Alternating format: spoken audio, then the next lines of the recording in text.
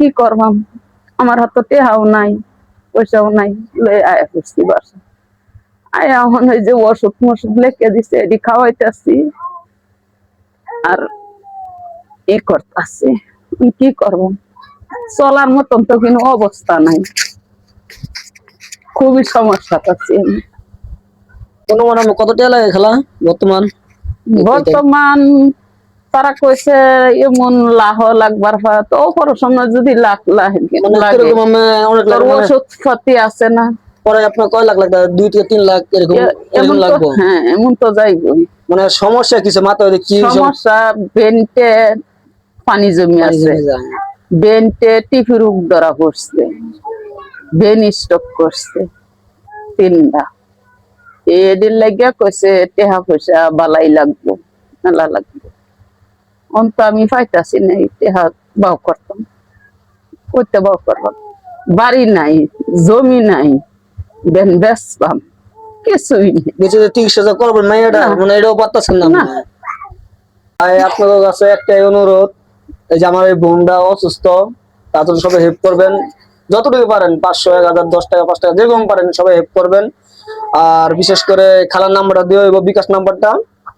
তার বিকাশ নাম্বারে অবশ্যই কেউ জ্বালাতন বিরক্ত করবেন না। যে যার ভালোবাসা আগ্রহ যদি থাকে তার দিকে চাই, যদি 500 টাকা যদি পাঠাতে চান অবশ্যই তার নাম্বার পাঠিয়ে দিবেন বিকাশ নাম্বারে। খালা ফোন নাম্বার, বিকাশ নাম্বারটা বলেন। 1714673755। আর কেউ তাকে জ্বালাতন করবেন না, বিরক্ত করবেন না। যার মায়া থাকে অবশ্যই তাকে আমরা একটু যথেষ্ট পরিমাণে হেল্প করবেন। আর আমরা এই জন্য কালকে আমরা যতটুকু পারি কালকার থেকে আমরা উদ্যোগ নিচ্ছি। আমরা এই আমতলা একটা গ্রুপ টিম আমাদের, আমরা সবাই তার জন্য আমরা যতটুকু পারি টাকা পয়সা উঠাবো। মানে ঈদ আগ পর্যন্ত যে কয় টাকা পারি আমরা ওটা দিব, তার জন্য চিকিৎসা করার জন্য সবাই একটু হেল্প করবেন। আর বিশেষ করে ভিডিওটা সবাই শেয়ার করে দিবেন, সবার কাছে পৌঁছা যায়, সবাই এই সাহায্য করে তার বাসাতে খাড়ায়। অতটুকু আমার ছিল কথা। আর খালা আমি কিছু কথা থাকলে কিছু করতে পারেন, সমস্যা নেই, বলেন। আইনগর যদি দয়া হতে একটু সাহায্য করেন আমার মেয়ের লাগে, আমার মেয়ের কেউ নাই, আর বিশেষ করে সবাই, স্বামী নাই, আমি একা কাজ করি, জোগালি কাজ করি। আইনগর যদি দয়া হতে একটু সাহায্য করে আমার মেয়েটার লাগে।